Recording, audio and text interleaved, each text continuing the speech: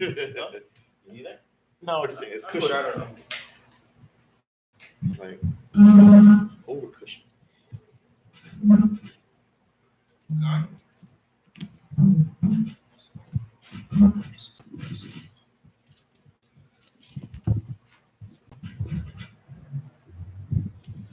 Gone? Kan. Shabbat Shalom Yasharala. Shabbat shalom. God is the Most High, Bashamash Gabshai, the power of Abraham, Isaac, and Jacob. Thank the Most High once again for another Shabbat day, where Israel can come together in the holy convocation, according to the Most High's commandments, which he gave to our forefathers, Abraham, Isaac, and Jacob. We are located in South Florida, Fort Lauderdale, 2937 West Broward Boulevard. We are the light of Zion. Okay, and my name is Elder Lapalal, and to my left, Shamuela. Khan. We're going to continue in the book of Judges.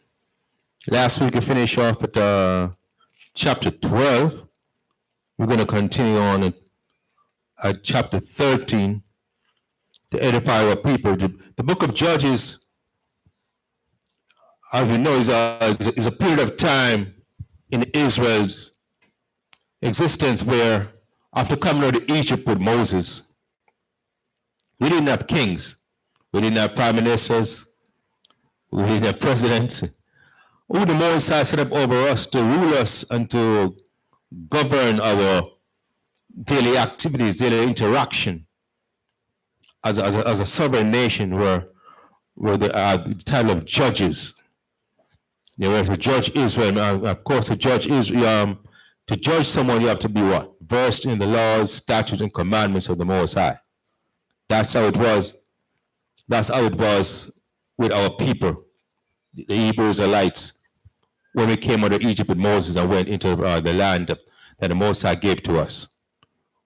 Land which became known as the land of Israel, because what? The Hebrew Israelites occupied that land. After we took it over from the Canaanites, the Hittites, the Amorites, and all the different nations that occupied the land before us. Okay, we're going to continue chapter 13. Before that, let's go to Colossians 3, verse 17. The book of Colossians, chapter 3, and verse 17. And whatsoever you do in word or deed, do all in the name of the other one, Hamashiach Yahushua, give it thanks to Yahweh and the honor by him. Right, whatever you do in word or deed, make sure you do it all in what? In the testimonies of the Mashiach Yahushua, giving thanks to the Most High and the Mashiach Yahushua. Word meaning what? The words that come out of your mouth, make sure they're consistent with the commandments and the testimonies, commandments of the Most High and testimonies of the Mashiach Yahushua. And your action likewise. So not just your action, but the words, which are, the action and the words that come out of your mouth are really the manifestation of the thoughts that's in your memory, in your consciousness. That's where it all started. So make sure even if your thoughts are in accordance, are consistent with the Most High's laws, statutes, and commandments. Understand? Let's go to Judges chapter 13, verse 1. The book of Judges, chapter 13, and verse 1.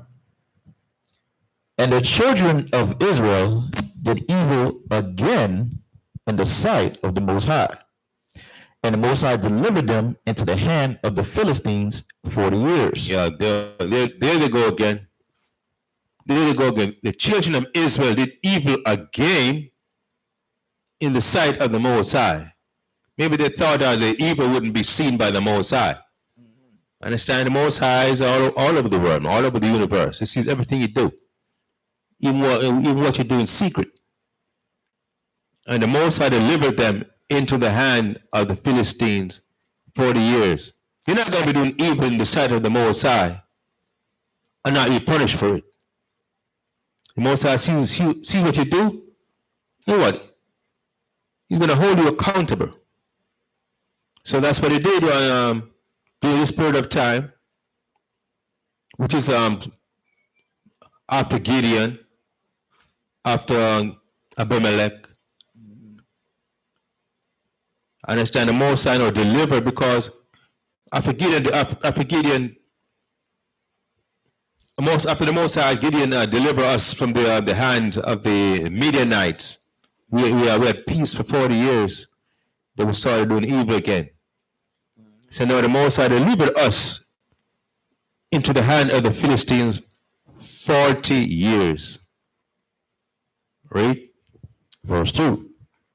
And there was a certain man of Zorah, of the family of the Danites, whose name was Manoah, and his wife was barren and bare not. Right, so this man Zorah was a man of the tribe of Dan,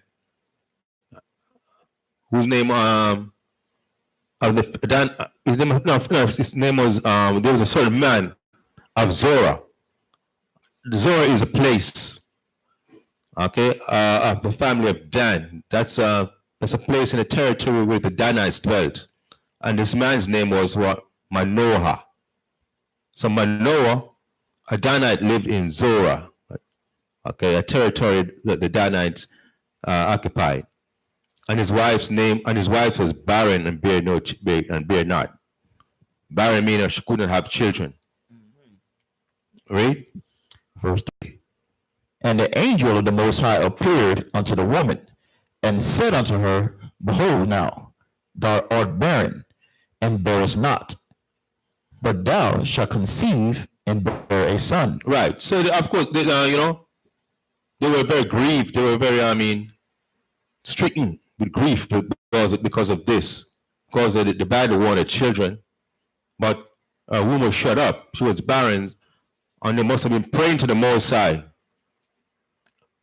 Continually praying to the Most High, and the Most High answered the prayers finally. And the angel of the Most High appeared unto the woman, said unto her, Behold now, thou art barren, and bearest not, but thou shalt conceive and bear a son. So she told the woman that, I know you've been barren for a while, but the Most High is blessing you, he's about to bless you, and open up your womb so you can conceive and bear a son. Read. Verse 4. Now therefore beware, I pray thee, and drink not wine, nor strong drink, and eat not any unclean thing. For lo, thou shalt conceive and bear a son, and no razor shall come upon his head. For the child shall be a Nazarite unto the Most High from the womb, and he shall begin to deliver Israel out of the hand of the Philistines. Right. This kind of sound, for those who are versed in the scriptures, this kind of sound familiar, right? Who was the other person or family who had the same situation in Israel? Later on, not years later. Let me read from verse 4. And now therefore beware, I pray you. That's what the angel is saying unto her. And drink not wine nor strong drink, and eat not any unclean thing. For lo, thou shalt conceive and bear a son, and no razor shall come on his head. For the child shall be a Nazarite unto the Most High from the womb, and he shall begin to deliver Israel out of the hand of the Philistines. Get me Luke chapter 1. Gone.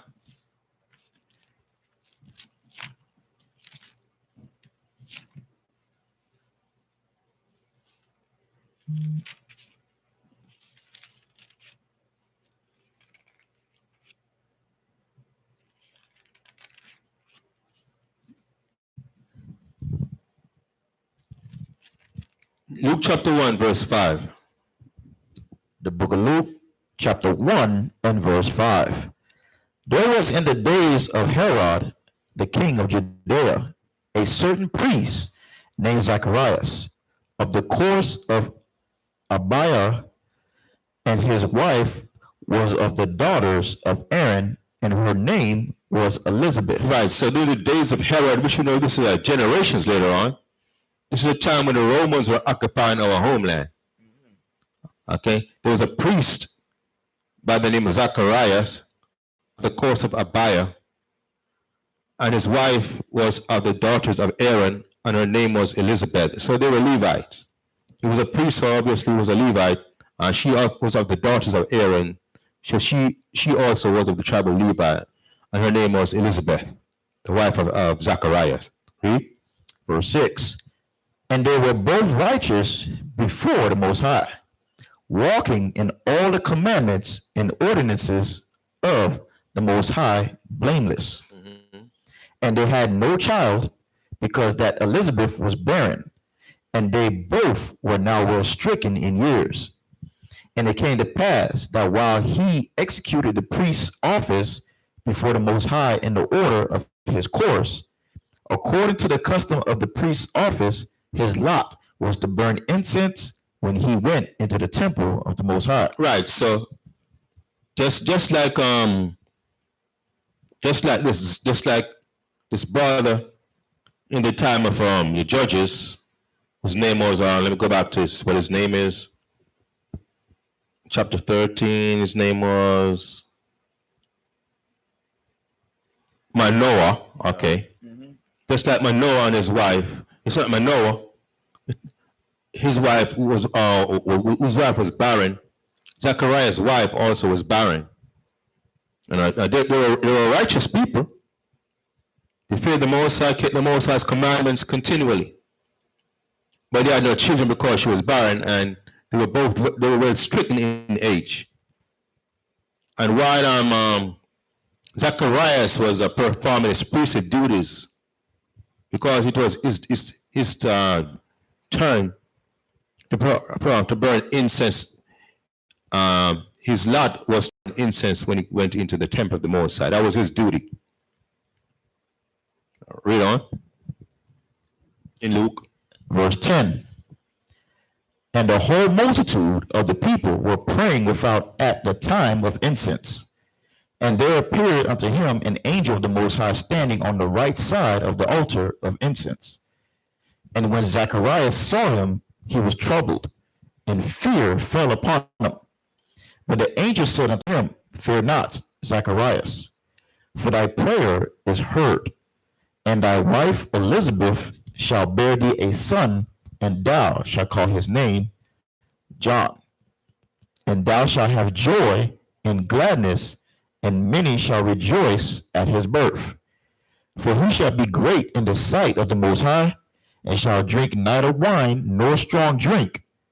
And he shall be filled with the Holy Spirit, even from his mother's womb.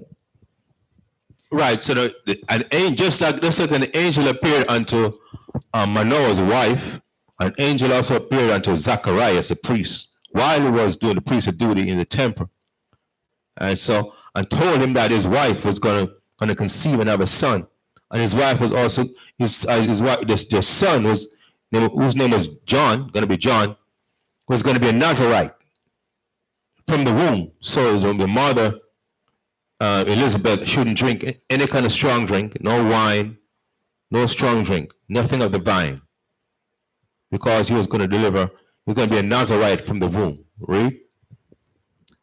And many of the children of Israel shall he turn to the Most High their power, and he shall go before him in the spirit and power of Elias, to turn the hearts of the fathers to the children, and the disobedient to the wisdom of the just, to make ready a people prepared for the Most High.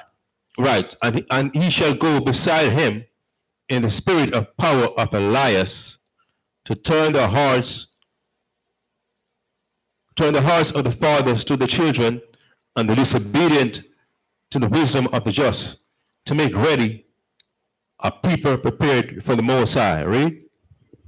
18. And Zacharias said unto the angel, Whereby shall I know this? For I am an old man, and my wife was stricken in years. And the angel answering said unto him, I am Gabriel, that stand in the presence of the Most High, and am sent to speak unto thee, and to shew thee these glad tidings. Right. So just wanted to show an example, a similarity between what took place with Zacharias and Elizabeth, and also what took place between Manoah and his wife. Both their wives were barren, and an angel of the Most High appeared unto them. In one case, the angel appeared to the wife of Manoah in the time of Judges, the Danite. In the other case, the angel of the Most High appeared unto Zacharias, her father, and I told him the same thing, that what? The son was going to be a Nazarite from the womb, and that the mother shouldn't drink any strong drink or in wine or anything of that nature. And they were going to deliver Israel. In the case of John the Baptist, he was going to turn Israel over. It was like on an ongoing basis from that point on. We was going to turn that generation of people, of Israelites, onto the Most High, which you know what that has to do with teaching them of the Mashiach Yahushai. But in the case of Manoah, their son's duty was going to be to deliver them out of the captivity they were in under the Philistines. Go back to Judges. The book of Judges, chapter 13 and verse 6. Then the woman came and told her husband, saying, a man of God came unto me, and his countenance was like the countenance of an angel of the Most High. Right, let's go get Numbers chapter 6 to give an idea of what it means to be a Nazarite.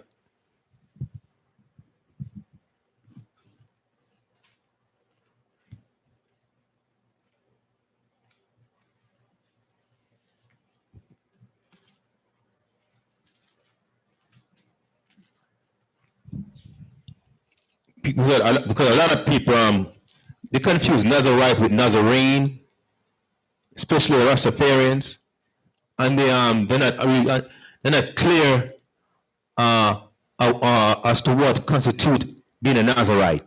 What are the terms of being a Nazarite? What it entails. Chapter 6, Numbers, verse 1. The book of Numbers, chapter 6, verse 1.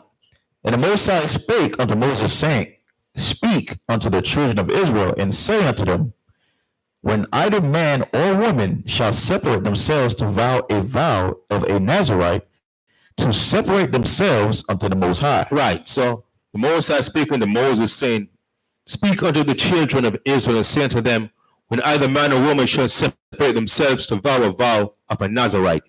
He's taking a vow to separate themselves unto the Most High. What shall they do? Read.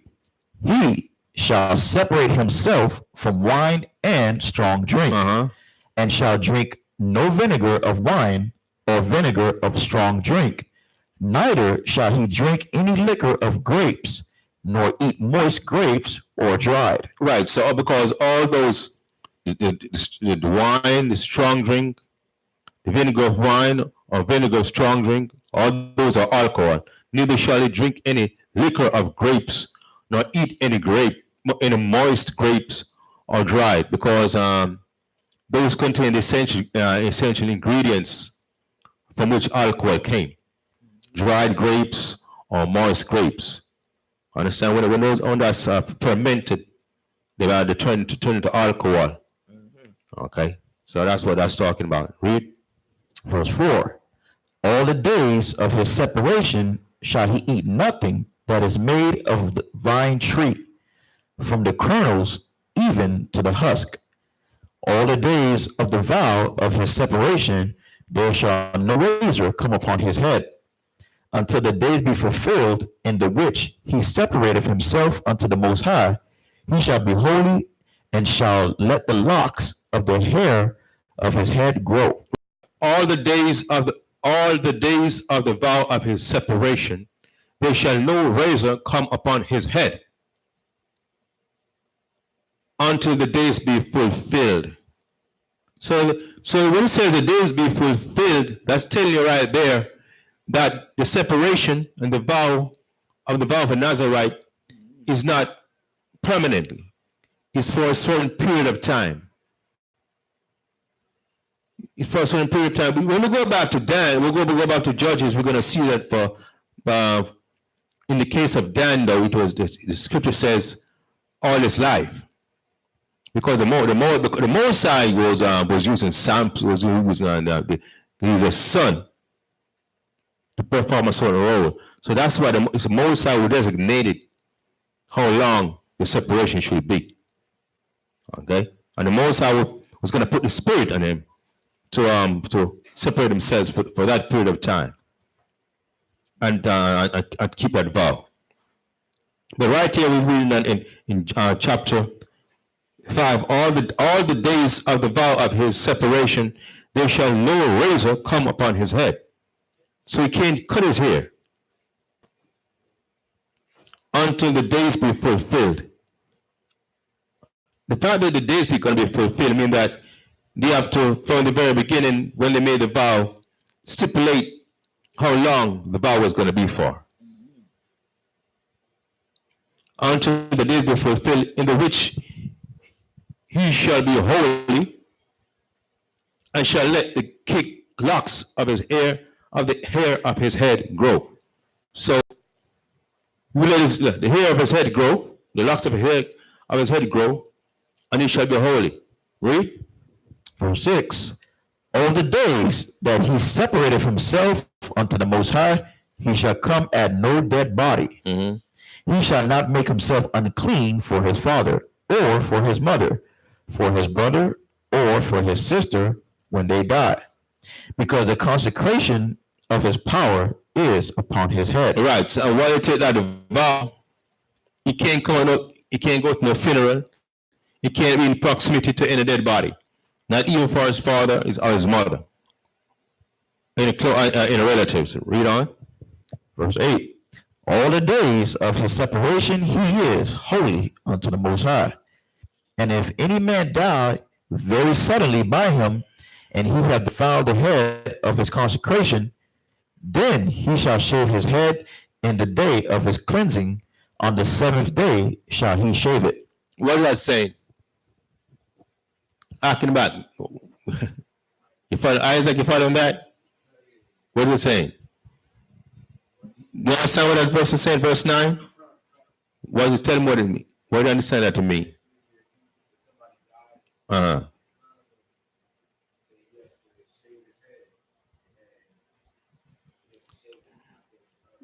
Gone, exactly. That's what it is. So that's why it's back in our homeland, you know what I mean? We were separated. We have separated ourselves as a nation from that was our homeland. I know we had strangers among us, but we were the majority, and we were living, or supposed to be living, according to the Most High's laws, statutes, and commandments. And so, but in this society, we're a minority amongst a larger population of heathens, and uncleanness is constantly around us. So it's impossible that you can take the vow of a Nazarite in this society, because inadvertently, in every case, I mean, you're gonna be coming upon some uncleanness, even unawares. Yeah. Even the food you eat, somebody unclean might have prepared it, because what? It's prepared by heathens. Who either they're not aware of the Most High's laws or they don't care. And I said, back in our homeland, we knew the Most High's laws, I'm saying. So that was different. So they could have kept the vow of Nazarite back then. But in the society, you can't do that. So all those people walking around talking about the vow of Nazarite, that's crazy. They're just wearing dreadlocks. That's all that is. That's the only part they probably got right, in that no razor come upon their head. Other than that, right. And quite a few of them also drink strong drink. I don't know, they're fooling. They drink that strong drink. I'm talking about now you're taking a Nazarite vow. Plus you also got it mixed up.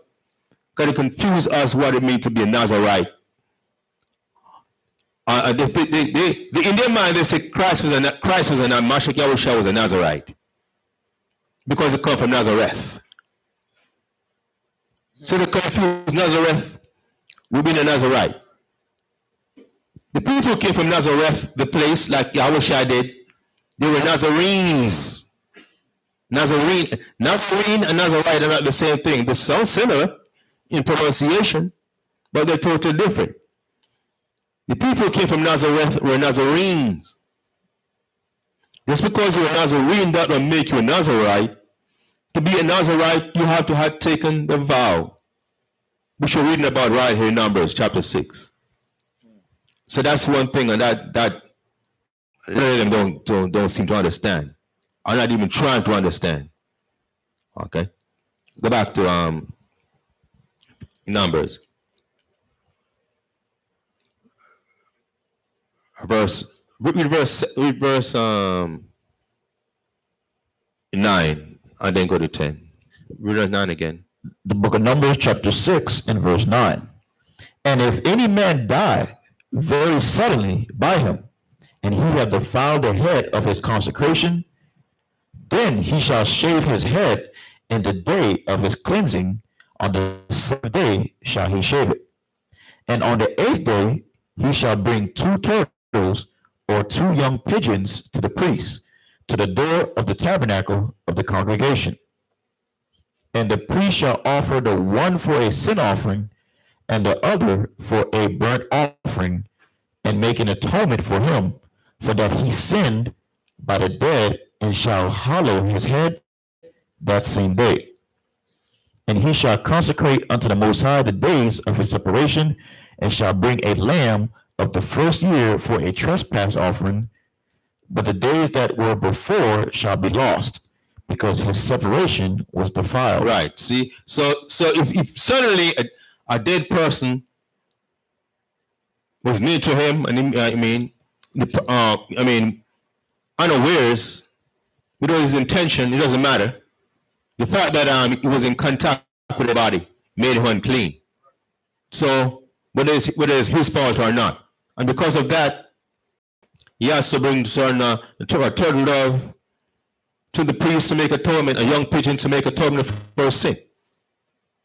And then what? He has to start all over again, because those days of his separation were lost because of the uncleanness which happened as a result of the dead body that was close to him. So I'm sure a lot of people go around talking about the vow of a Nazarite. From time to time, they must have came upon a dead body. But they ain't cut their hair. So what vow are they talking about? They didn't take no vow. You know what I'm saying? So that's another part of the confusion with that. So let's go back to Judges. I just went there to explain, to give them some insight as to what it entails to take the vow of a Nazarite. The book of Judges, chapter 13, and verse 6. Then the woman came and told her husband, saying, A man of the Most High came unto me, and his countenance was like the countenance of an angel of the Most High, very terrible. But I asked him not whence he was, neither told he me his name. But he said unto me, Behold, thou shalt conceive and bear a son, and now drink no wine, nor strong drink, neither eat any unclean thing, for the child shall be a Nazarite to the Most High from the womb to the day of his death. Right, and the child shall be a Nazarite from the womb until the day of his death. Now, this is the only time the Most High mentioned that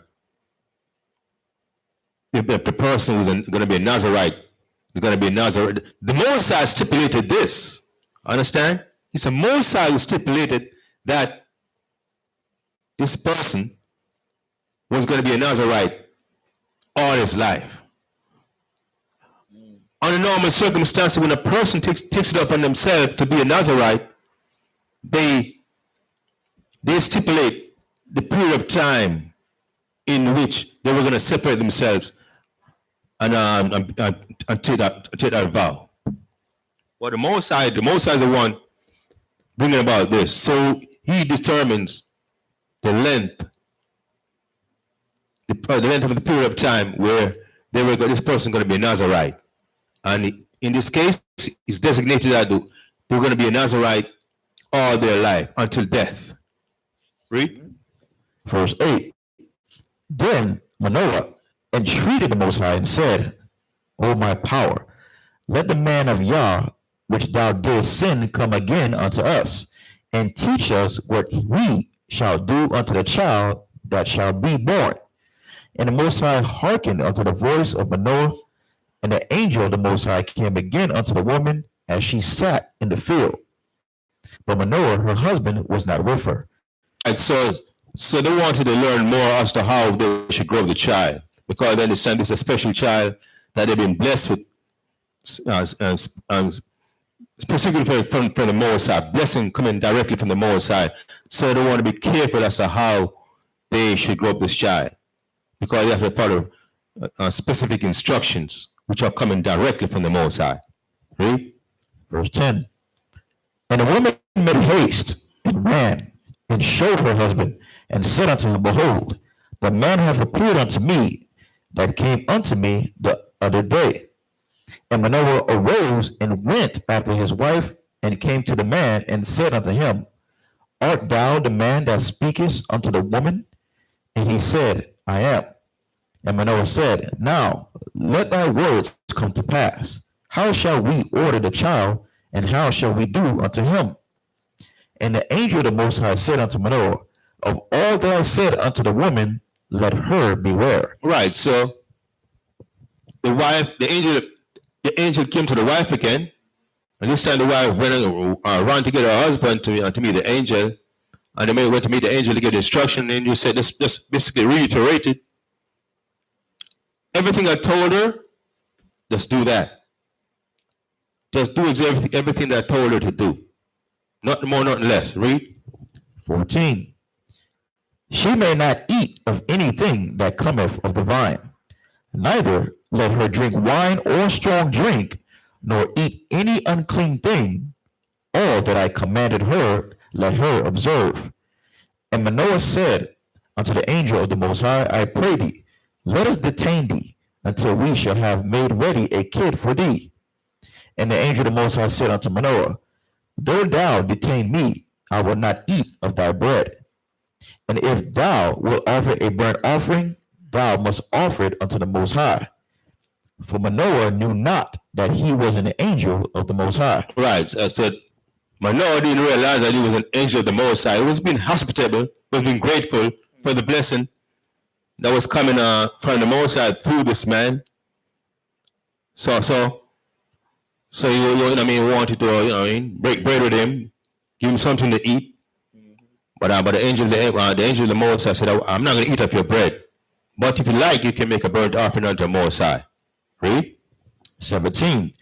And Manoah said unto the angel of the Most High, What is thy name, that when thy saying come to pass, we may do thee honor? And the angel of the Most High said unto him, Why askest thou thus after my name, seeing it is a secret? So Manoah took a kid with a meat offering and offered it upon a rock unto the Most High.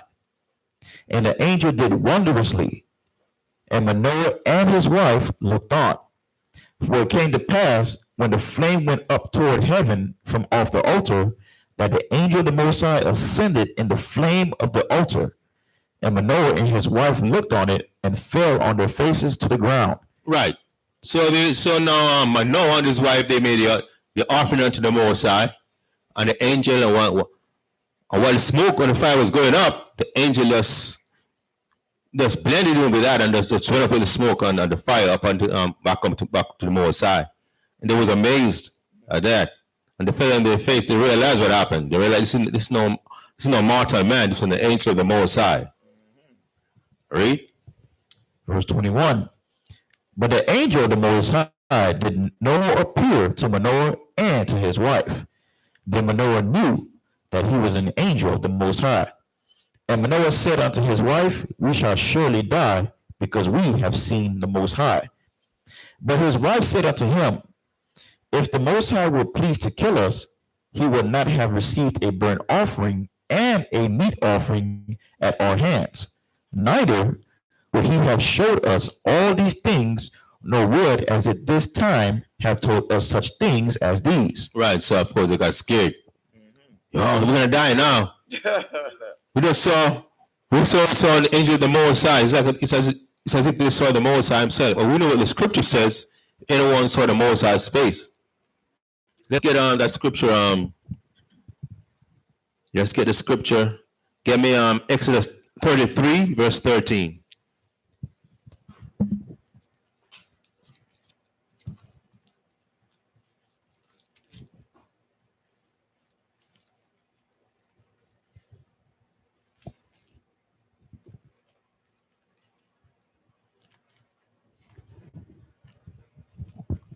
The book of Exodus, chapter 33, and verse 13. Now therefore I pray thee, if I have found grace in thy sight, show me now thy way, that I may know thee, that I may find grace in thy sight, and consider that this nation is thy people. Right. This is Moses now talking to the Most High. If I've not found grace in thy sight, now show me thy ways, that I may know thee. And remember, this is your nation we're talking about. Read on. Verse 14. And he said, my presence shall go with thee, and I will give thee rest. Right. And the Most High told Moses, my presence shall always go with you. I'm going to be with you all the time. I'm going to give you rest. You ain't going to have too much or no stress that you can't bear. Read.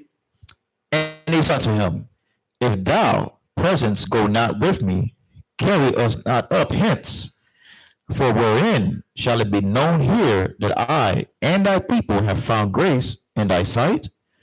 Is it not in that thou goest with us? Right. So Moses said, and if you haven't found grace in thy sight, don't carry us any further. Because how is it going to be known that we have found grace in your sight unless you go with us? You know what? You're going to be with us. You're going to defend us. You're going to fight for us. Or whichever nation we come in contact with, you're going to deliver them into our hands, so we slaughter them and overpower them. Read. So shall we be separated, I and thy people, from all the people that are upon the face of the earth. Right. So that's how we're going to be separated and be known to be different and above all the nation of the earth. If you continue to be with us, and we have found favor in your sight. Read on. And the Most High said unto Moses, I will do this thing also that thou hast spoken, for thou hast found grace in my sight, and I know thee by name. Right. And the Most High said, I will do this thing unto thee that thou hast spoken, for thou hast found grace in my sight, and I know thee by name. I mean, he knows Moses personally. He talks to Moses. Let's just like two brothers are talking to each other. Understand? And the Most High said, okay, I'm going to do this thing that you ask of me. Because what? You have found grace in my sight, and I know you personally. Read. And he said, I beseech thee, show me thy glory. And Moses said, I beseech thee, show me thy glory. What's he asking the Most High? Show me what you look like. Show me your appearance. Let me see an image of you or something. Like I see, well, that would mean so much to me if I could only know what you look like, to see you or something. Read. And he said, I will make all my goodness pass before thee. Right, that's what Moses said to Moses. I will make all my goodness pass before you. I'm going to pass before you, Moses. Read. And I will proclaim the name of the Most High before thee. And I'm going to proclaim the name of the Most High before thee. So I'm going to let you know that, yeah, it is me that's passing. Read. And will be gracious to whom I will be gracious, and will show mercy on whom I will show mercy. And he said, thou canst not see my face, for there shall no man see me and live. And the Most High said, behold, there is a place by me, and thou shalt stand upon a rock.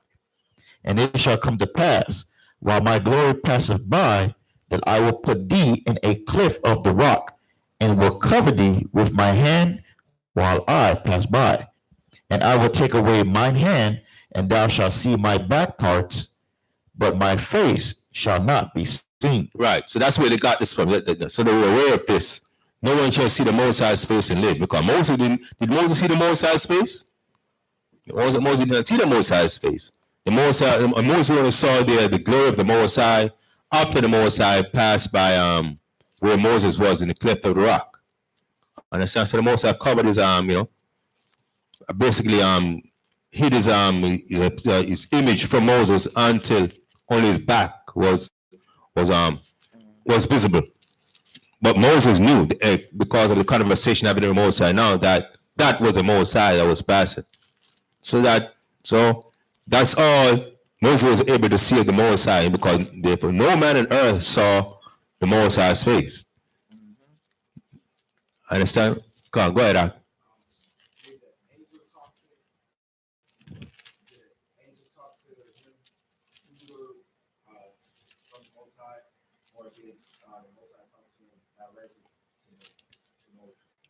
Oh, you mean in this conversation right here? Okay. Let me go back and see if we can clarify that. So who was talking to the Moses? Was it an angel? Was it the Moses, or was it the Most High coming out of the heaven? Because we have heard like when the Israelites fled from the son of the voice of the Most High from the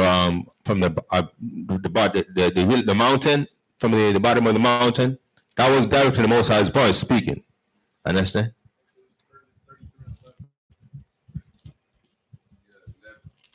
All right, right in the same chapter here, 33 and verse 11.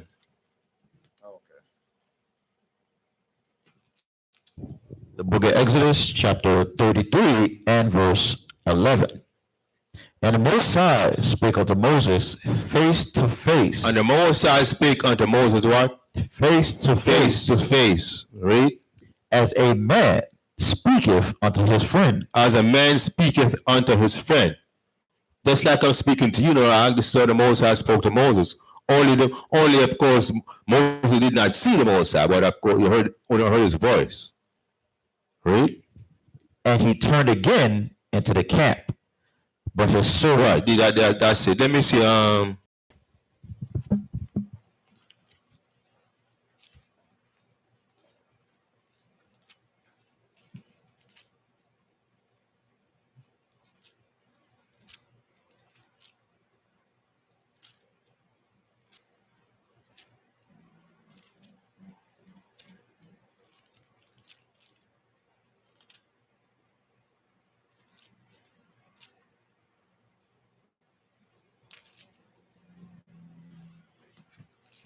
Get Numbers chapter 12. Yeah. Numbers chapter 12. I'm gonna summarize it for because of time constraints. I'm gonna summarize it for the first 6 or so verses. This is when Aaron and Miriam was contesting the leadership of Moses. And the Most High was displeased with that, and the Most High put leprosy upon Miriam. And Aaron was pleading to Moses to make intercession and asking Most High for forgiveness, because they didn't know what they was doing. But this is how the Most High responded to the situation. Supposedly Miriam was upset that Moses had married an Ethiopian woman. But no, that was a reason. That's at least that was an excuse he used for questioning Moses' leadership. Are you the only leader? The Most High, the Most High chose us to lead too, not just you, Moses. So this is how the Most High responded to that. When Aaron and Miriam was contesting. It was probably Miriam was instigating the whole thing. Because Aaron was right there with Moses from the very get-go anyway. Because remember that when the Most High chose Moses initially, Moses said, "I cannot speak," and the Moses said, "Your brother Aaron is an eloquent speaker." You know what I mean? I'm gonna have a work with you, and you can tell him exactly what I'm telling you, and he can be your spokesman. So Aaron was right there. You mean? So I don't think. So from this and that, I would say it was basically Miriam. She got some fame to, but I guess she wanted to be up there with Aaron and Moses at the forefront. You know what I'm saying? But on the Most High was that's why. Why did the Most High only give her leprosy? Why didn't he give Aaron leprosy? Why just only Miriam? She was the one instigating the whole thing. And Aaron is always trying to appease everybody. That's why when Moses went up at Mount Sinai to be with the Moses for 40 days and 40 times, and they came to Aaron and said, as for this Moses, we don't know what happened to him. We haven't seen him in a long time. Build us this golden calves, Aaron, so we can see something to worship. And when Aaron knew it was off, but Aaron appeased them anyway when they had to build a golden calf. So Aaron, I mean, it wasn't like you push Aaron very hard. He kind of grant to kind of, compromise, trying to meet you half. But so we're gonna read Numbers chapter 12, verse 6. The book of Numbers, chapter 12, and verse 6. And he said, verse 5. Verse 5. And the Most High came down in the pillar of the cloud, and stood in the door of the tabernacle, and called Aaron and Miriam, and they both came forth. And he said, hear now my words. If there be a prophet among you, I, the Most High, will make myself known unto him in a vision, and will speak unto him in a dream. See that? The Most High spoke to Aaron and Miriam and said, look, if there's a prophet amongst you, I will make myself known unto him, and I will speak to him in a dream. Read? That's how the Most High will make himself known unto a prophet in Israel. Mm-hmm. He will speak to him how? In a dream. We're going to get also Job. But finish this first. All right. Verse 7. Mm-hmm. My servant Moses is not so. My servant Moses is not so. My servant Moses is not like these other prophets. Mm-hmm. What is the distinction that the Most High has give Moses from the other prophets? Well, what this distinction did it make with in the case of Moses and the other prophets? Read from the top again, verse 7. My servant Moses is not so. My servant Moses is not so. When I make myself known, when I'm making a prophet known in Israel, I speak to them in a dream. Mm-hmm. But when I'm making Moses known in Israel, I don't speak to him in a dream. Read. Who is faithful in all mine house. Moses is faithful in all the Most High's house. Read. With him will I speak mouth to mouth, even apparently, and not in dark speeches. See that? The Most High said, with Moses, I speak to him mouth to mouth, even apparently, and not in dark sentences. I don't speak to him in the parable and the speeches, in dark speeches. I tell him straight up what I want him to do. Understand? He understand me plainly what I want him to do. He doesn't have to rock his brain and decipher what I'm telling him. Mm-hmm. I speak to him very plainly in languages, the words that he understands. I don't have to speak to him in a dream. Then you got to consult someone to ask, what does it mean? What does a dream mean? The Most High prayed to him in a dream. I say I should do this and do that, but what does that mean? Not so with Moses. He's talking to Moses plainly. So he's just letting him know in your station. This is one example where the Most High interacted with Moses. Understand? Not through an angel, but directly. Right? And the similitude of the Most High shall he behold. Wherefore, then were ye not afraid to speak against my servant Moses? Right. And the similitude of the Most High shall he behold. What is a similitude? Similitude means something similar. I mean, you're not going to see the Most High's face, but you will know definitely that the presence of the Most High himself is right there with Moses. Not necessarily an angel speaking on behalf of the Most High. Understand? But the Most High's word coming to Moses directly. Just like I wish I was speaking when Saul is going to the Damascus. Remember that? That was years later. And yeah, right. Yahushua was speaking to Saul. That was under Yahushua's voice from heaven speak that Saul was hearing. When almost Yahushua had blinded him, and then later healed his blindness, having him change his name to Paul. And I've been preaching the Most High's word and the knowledge of the Mashiach Yahushua. So that's an example of how whoever chose, they could have them hear their voice directly, not just in a dream. You got one from in Job. God, Job, read it. Job 22 verse 14. Now this is how the Most High speak to the prophets and other people in a dream. The book of Job, chapter 33 and verse 14. Mm-hmm. For the Most High speaketh once, yea, twice, yet man perceiveth it not. See that? That's not the case with Moses. The Moses says right here, the Most High speak once and twice, yet man perceiveth it not. Why? Because the Most High, in some cases, they speak to them in a dream or in a parable, and they have to consult someone, or look, try to get further understanding of what was said to them, or get clarification of what was asked of them, or instructed of them. That's not the case with Moses. The Moses speak directly, mouth to mouth of Moses. Read. In a dream, in a vision of the night, when deep sleep falleth upon men, and the slumberings upon the bed. Right, that's how the Most High talked to us. That's how the Most High spoke to other prophets back in the days, but not with Moses. He spoke differently with Moses. Read. Then he openeth the ears of men and sealeth their instruction. Right, then open the ears of men and sealeth their instruction.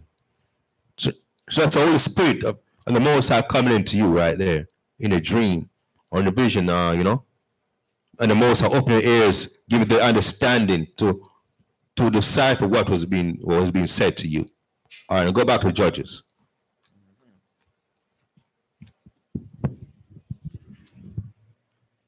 The book of Judges, chapter 13 and verse 24. And the woman bare a son, and called his name Samson. And the child grew, and the Most High blessed him. And the Spirit of the Most High began to move him at times in the camp of Dan between Zorah and Eshtaol. Right, so the woman bare a son, they called his name Samson. And the child grew, and the Most High blessed him. And the Spirit of the Most High began to move him in times in the camp of Dan between Zorah and Eshtaol. So child is growing up, but the Most High was directing the spirit of the child. To keep him along the path of righteousness, because the Most High purposed to have Samson perform a duty on his behalf, on behalf of Israel. Now, chapter 14. The book of Judges, chapter 14 and verse 1. And Samson went down to Timnath and saw a woman in Timnath of the daughters of the Philistines.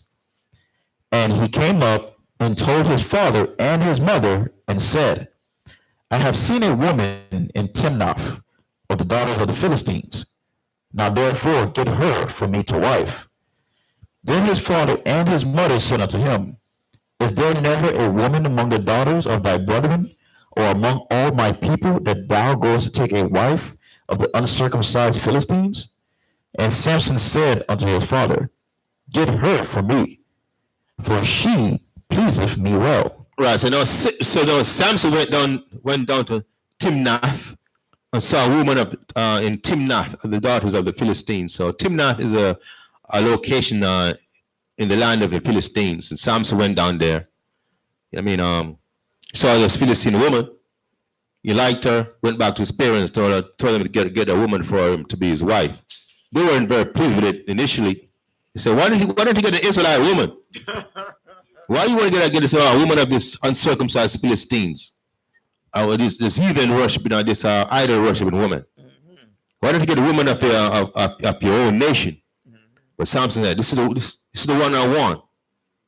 This is the woman that my spirit cleaves to. Read. Verse 4.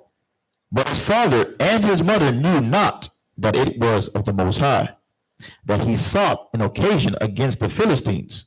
For at that time, but that was the Most High though, because remember the Most High was moving Samson's spirit. It was the Most High put the spirit on Samson to desire this heathen woman, this Philistine woman, instead of a woman of Israel. Because with that now, Samson was gonna interact more with the Philistines and perform the duties that the Most High wanted Samson to perform in that interaction. Read on. For at that time the Philistines had dominion over Israel.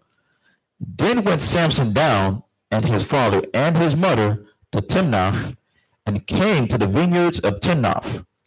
And behold, a young lion roared against them. And the Spirit of the Most High came mightily upon him, and he rent him as he would have rent a kid, and he had nothing in his hand. But he what verse is that? Oh, verse 6.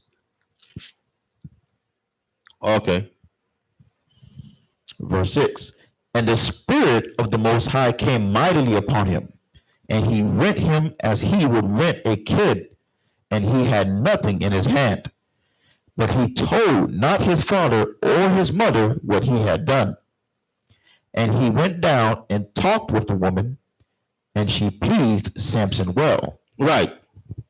So the spirit, so Samson went down to Timnath. I guess he went down looking for the woman. So this lion roared upon him. But at least this lion was about to consume him. But Samson, he destroyed that lion, and the Spirit of the Most High came mightily upon him, and he rent him as he would have rent a kid. So he tore that lion. Rent meaning tore it, to tear, as if we tear up a little goat kid, a little goat. And he had nothing in his hand. But he took not but he told not his father or his mother what he had done, but he didn't tell his parents. So this reminds me of other men it's later on anyway. Many men in Israel had the same spirit in them, like David's mighty men. Let's get 2 Samuel 23.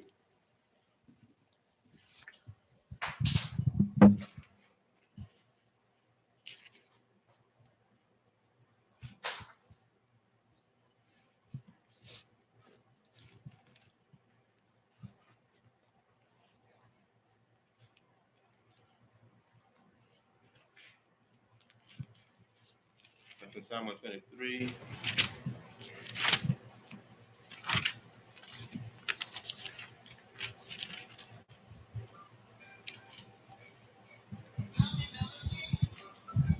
Verse 8.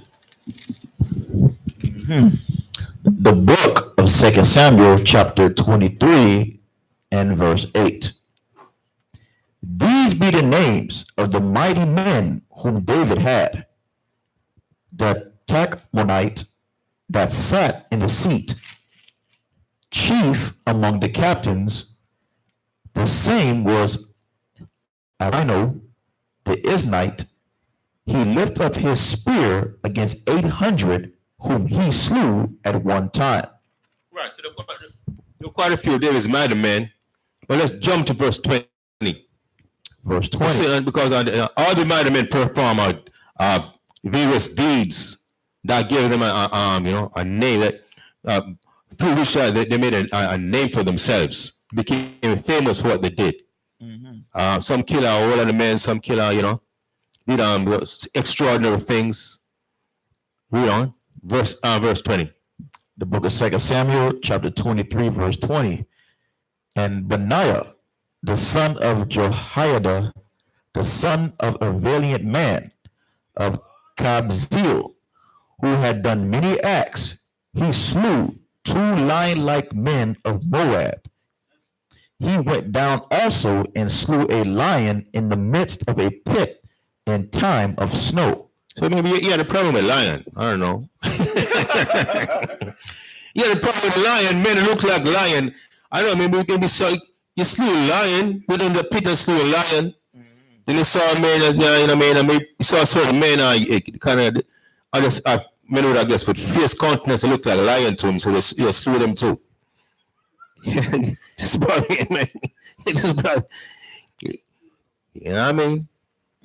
Walking around, screwed up like the tough. I mean, you think you're a lion? I say they slew them just like, you know what I mean, like a kid. Yeah, so David's mighty men, perform a variety of extraordinary things that are as men of valor, that give them a reputation as mighty men. Okay, let's go back to Judges now. And this is exactly what Samson did. Slew a lion, man. The spirit of the Most High, that spirit of the warrior spirit, got to be upon you for you to even think of confronting a lion, man. You want to see a lot of folks will see a dog who want to run. You see a dog, you see a little chihuahua who want to run. The chihuahua was barking ferociously. Blah, blah, blah. Yeah, you want to run. You see a lion, you're going to confront the lion. You're running. Unless the spirit of the most, that warrior spirit is on you. That's the only way you're going to stand up to a lion. Read. The book of Judges, chapter 14, verse 8. And after a time, he returned to take her, and he turned aside to see the carcass of the lion. And behold, there was a swarm of bees and honey in the carcass of the lion. And he took thereof in his hands, and went on eating, and came to his father and mother, and he gave them, and they did eat. But he told them not them that he had taken the honey out of the carcass of the lion. See that? The same spirit on his brother as was on John the Baptist. I love that honey, man. What did John the Baptist love to eat? Yeah, locusts, yeah. So I guess it was the honey and bees. I don't know. Samson. Go ahead.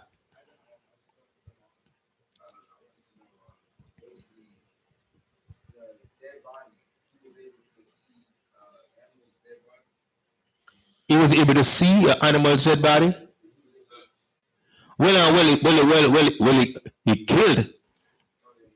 Well, yeah, he killed the dead animal. Wait a minute. Let's go back to that. That's a good question. Okay. Verse 8. And after a time he returned to take her. Read. And he turned aside to see the carcass of the lion, and behold, to see the carcass of the lion that they killed. And after a time he returned to take her, and he turned aside to see the carcass of the lion. Read. And behold, there was a swarm of bees and honey in the carcass of the lion. Right. So you got to be the same lion, because if it was another lion, it would have been stinking. If the lion was there for a while, the body would have been stinking. Well, it was the same lion you just killed. I don't know, over the same day or what? Mm-hmm. Because if it was days after that, the body would have been stinking. I don't think you would have. You know what I mean? You would have won honey from my animal that was smelling. Go ahead. Huh? Good.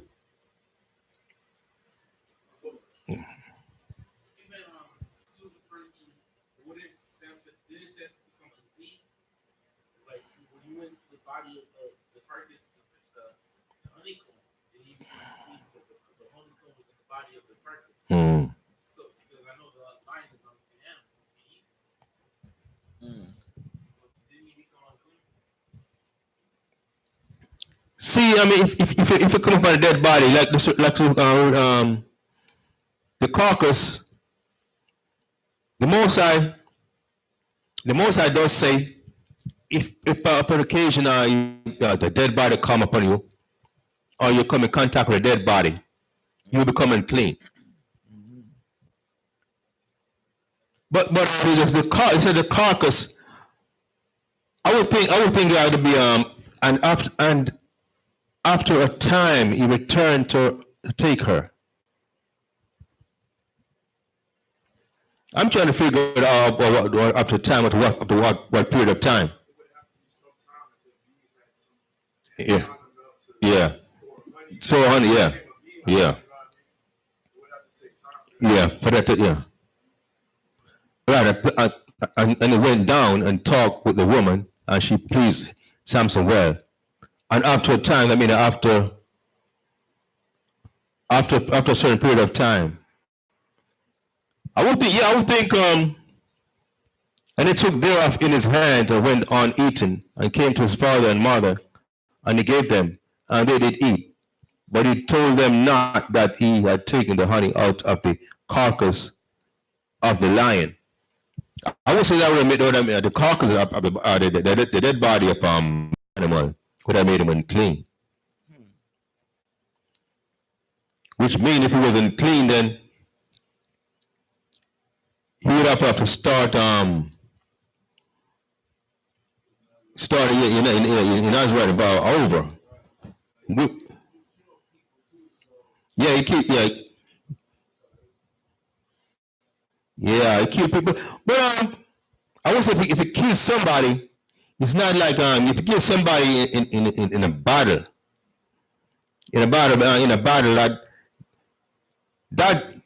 that's kind of different than if you come on a dead body.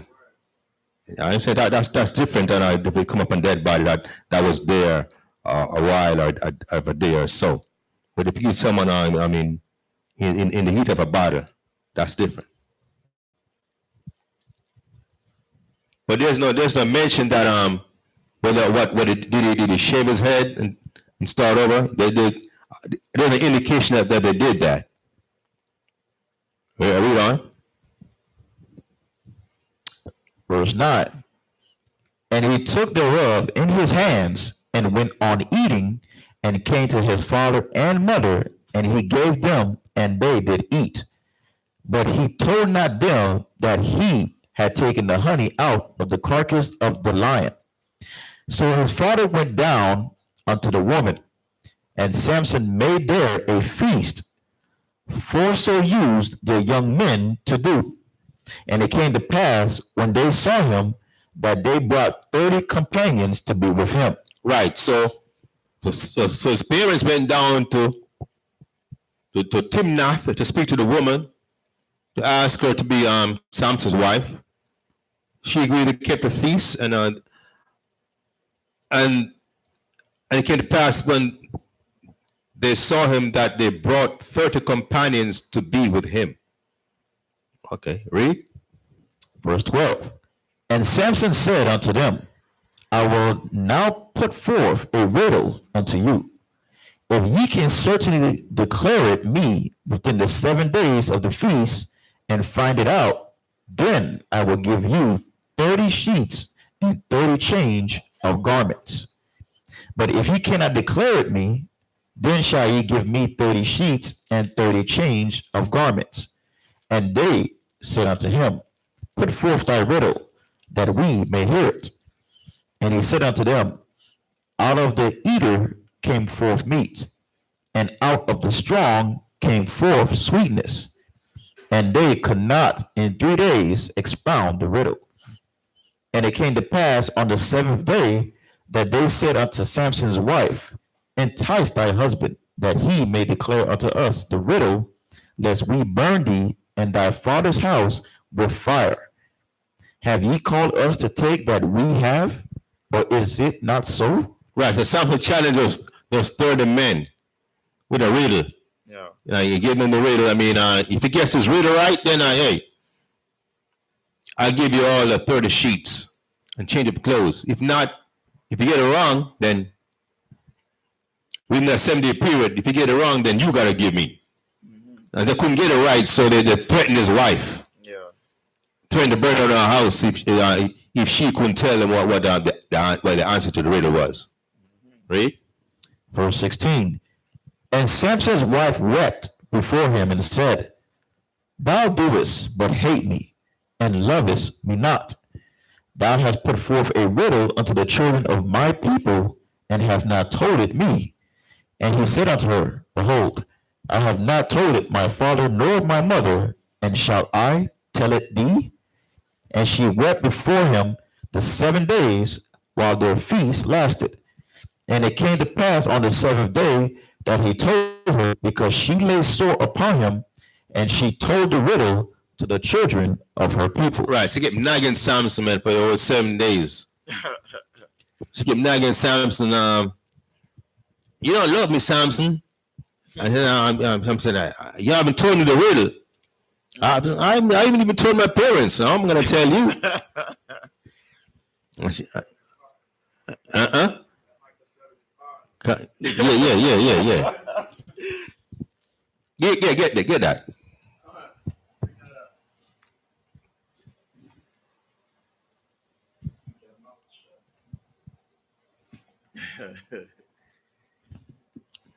The book of Micah, chapter 7 and verse 5. Trust ye not in a friend, put ye not confidence in a guide. Keep the doors of thy mouth from her that lieth in thy bosom.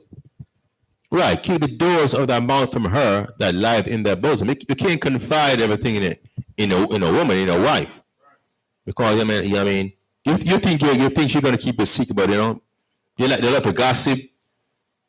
Maybe she just trying to get certain information from you. She's working on somebody else's behalf, even though she's a wife. Her loyalty may be to somebody else. Her loyalty may be someone on her job, or a boss. Or if she's not of your nation, her loyalty could be to that nation someone in that nation that she's from. You know what I'm saying? She's a wife. In a lot of cases, people may be married, but the marriage may be for convenience, and there could be animosity within the marriage, where loyalty is not necessarily to her husband. It could be for a higher cause that her husband can relate to.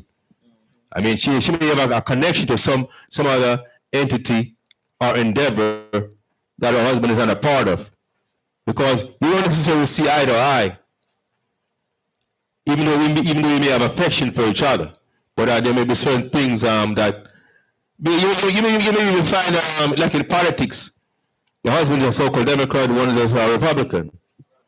You know what I'm saying? So right there are different views and certain policies should be conducted. You know what I'm saying?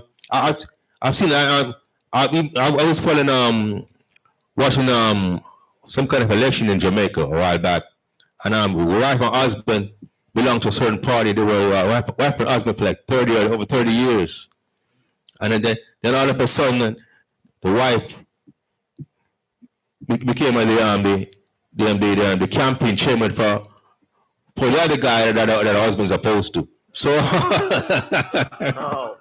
you see, all those things happen. You know what I mean? Saying you may love each other, have affection for each other, but there may be certain endeavors that they don't necessarily agree on. Understand? And if you can find where you stand in certain things to your spouse, then you find that you got a leak to the opposition, and you wonder you got blindsided. You wonder what happened here. But that's my wife. She wouldn't do that. Yeah, but she did though. You know what I'm saying? Because there are other endeavors. In her mind, she think that she doing the right thing. She thinking that that's not going to affect her whole soul, but But that's why the scripture is talking. That's what the scripture is talking about right there. So you have to know what information you share with your wife. You understand? Things that pertain to your whole soul. But if it's something of a broader context, that could be detrimental to your well-being and your status or so on. You cannot share that with her. All right. I'll go back to Judges. The book of Judges, chapter 14 and verse 18. And the men of the city said unto him, on the seventh day before the sun went down, what is sweeter than honey, and what is stronger than a lion? And he said unto them, if ye had not plowed with my heifer, ye had not found out my riddle. He said, if you had not plowed with my heifer, man, you know, that's a, the way term that's a, that plow, you know, the plow that's like, the heifer, what's an heifer? The female cow, right? Yeah. You know, when you plow with a heifer, that's like plowing like farming. If you had to plow with my heifer, if you had to mess with my woman, you feel me? Yeah, I'm saying, you wouldn't have found out. Read. Come on, read on. Among Judah, they use this word. Heifer, yeah. Yeah, for Yeah, Judah was, yeah. Especially women. The women use it against each other all the time. And even that B word. And that heifer. Yeah, woman. Yeah, I'm saying women are, so-called black women use that word against each other all, on a regular basis. You know what I mean? One thing that I see is where Samson is a strong person, right? He obviously has a weak spot for women. One thing that I see that he's making the error, he's telling the people, this is my woman, but that's their nation. That's Right. She's another nation. She belongs to another set of people. Right. You know, so that's why she went ahead and did that for her nation. Right. She still felt there was a certain responsibility. Right. Exactly. Yeah, because the way they approached her, he said, I mean, this guy came here to something, to have some kind of upper hand on us, and you were accommodating him. So we're going to burn down their house for that. And they threatened her. Because we see that in society all the time. The interracial marriage. You know what I'm saying? A lot of our men. Even back in the days, like maybe in the 70s or 80s coming up, when a lot of Jake, when they got like basketball contracts and all that, they were encouraged or even coerced or intimidated to marry so-called white women. They were encouraged to do it because you know what? The money stays within them. Understand? The money that Jake is making doesn't come to his neighborhood, to his family, or to his people. It stays within their race. Understand? So they Esau encouraged that. Because, even though she married to him personally, but she has a higher loyalty to her people on the race than she has to him personally. The book of Judges 14 and verse 19. And the Spirit of the Most High came upon him, and he went down to Ashkelon and slew 30 men of them, and took their spoil, and gave change of garments unto them which expounded the riddle. And his anger was kindled, and he went up to his father's house. But Samson's wife was given to his companion, whom he had used as his friend. Look at that now. Samson said, if you hadn't plowed with my heifer, you wouldn't have found out the riddle. And Samson was mad because of that. So what did he do? He went down and killed 30 men. I'm not paying for this. You found this by deceit. So I said, I'm not paying for this out of my own pocket. So went down to the Philistine and killed 30 men. Killed 30 Philistines and took their garments and their sheets and gave it to the other 30 Philistines. So he didn't lose anything. But he lost his wife though. He lost his woman though. But Samson's wife was given unto his companion. His best man. His companion whom he had used as his friend. So that probably was his best man. He gave the father gave the woman to Samson's companion, best man, or a friend of his. I don't know. It doesn't say whether she's a Jake or whether Dinah, the Israelite or a Philistine. Go to verse 15. The book of Judges 15:1. But it came to pass within a while after, in the time of wheat harvest, that Samson visited his wife with a kid, and he said, I will go in to my wife into the chamber. But her father would not suffer him to go in. See that? Then that Samson went down back to Timnath to see his wife, and he went with a kid, maybe I don't know, maybe a gift of a goat or something. I don't know what. Yeah, but if and want to lie with her, but the father wouldn't allow him to see her. What did the father say to him? And her father said, I verily thought that thou hadst utterly hated her. Therefore I gave her to thy companion. Is not her younger sister fairer than she? Take her, I pray thee, instead of her. And Samson said concerning them, Now shall I be more blameless than the Philistines, though I do them a displeasure. Right, Samson. So the father said, "You're not going to see her. I thought you hated her, man. I really thought you hated the woman. So, but she got a pretty younger sister. Or maybe you want to take her." And Samson was mad at that. Samson said, "Now shall I be more blameless than the Philistines, though I do them a displeasure. I'm going to hurt them, but I'm not going to feel the guilt because of what they did to me. I'm going to hurt them, but I'm not going to be guilty for it." Right? So he was thinking of taking revenge, physical revenge against them. Right? Verse 4. And Samson went and caught 300 foxes and took firebrands and turned tail to tail and put a firebrand in the midst between two tails. What did they do? What does that mean? 300 foxes and took firebrands and turned tail to tail. So tie the tails together. Took 300 oxes, tied the tails together, put a fire like a firecracker. Yeah, and the tail, and let them loose in their farm. This guy was kind of mischievous.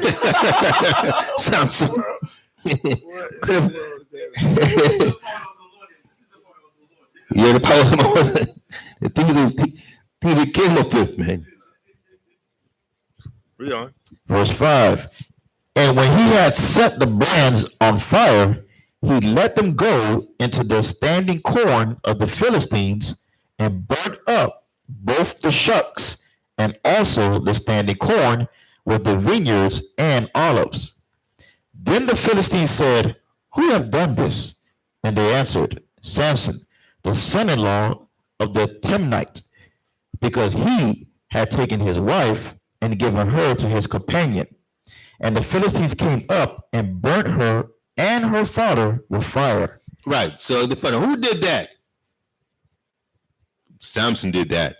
Why he did that? Because the son of the Timnite, because he took up his daughter and gave his daughter to Samson's companion. So they went and burned the Philistines, his wife and her father with fire. What do you mean? He burned their house or burned them physically? It looks like he burned them down, burned them up with the house in the house. Yeah. There was a story in the papers that California was going to ban the Bible. You see, when you read these things, in this day and age, that verse in 6 will not settle with a lot of people, where it says that they burned her and her father with fire. I mean, they burned them because they were responsible for what happened. Right. Yeah. They blame them for what Samson did to their farm. So I mean, so because they blame them for that, I guess I couldn't catch up. Samson, they blame them, so they burn them up in their house. Right. Verse 7. And Samson said unto them, Though ye have done this, yet will I be avenged of you, and after that I will cease. And he said, but even though Samson was mad at the father-in-law and his wife, because he lost his wife. His father-in-law gave his wife to Samson's friend.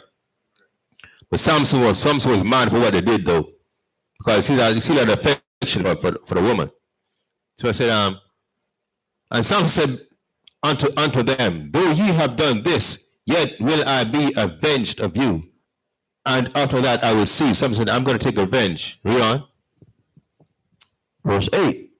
And he smote them hip and thigh with a great slaughter. And he went down and dwelt in the top of the rock Etam. Then the Philistines went up and pitched in Judah and spread themselves in Lehi. And the men of Judah said, why are ye come up against us? And they answered, to bind Samson are we come up, to do to him as he have unto us. Then 3,000 men of Judah went to the top of the rock of Etam, and said to Samson, knowest thou not that the Philistines are rulers over us? What is this that thou hast done unto us? And he said unto them, as they did unto me, so have I done unto them. Right. So the Philistines couldn't catch Samson. So what did they do? They went to Judah. So Judah. So they basically hired Judah as bounty hunters to catch Samson. So they said, why are you here? Why are you here? All the Philistines are there. They besiege Judah. They say, Judah, why are you here? Why you come to fight against us? We haven't done anything. We know you're ruling, but basically we've been complying with your requests and your laws. And they said, we are here so you could bind Samson, bring him to us. That's the only way we're gonna withdraw from you. Otherwise, we're gonna be here harassing you, continuing to be fighting you. So 3,000 Judahites went up to where Samson was. And Samson was asking, why are you here? We're here to bind you to bring you to the Philistines. Don't you know the Philistines rule over us? We cause a lot of trouble, man. So let's read on and see how Samson responded to that. Verse 12.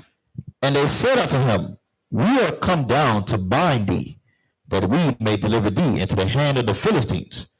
And Samson said unto them, swear unto me that ye will not fall upon you yourselves. 3,000 Judas. Why so many Judas when Samson a mighty man? Yeah. So they knew his strength.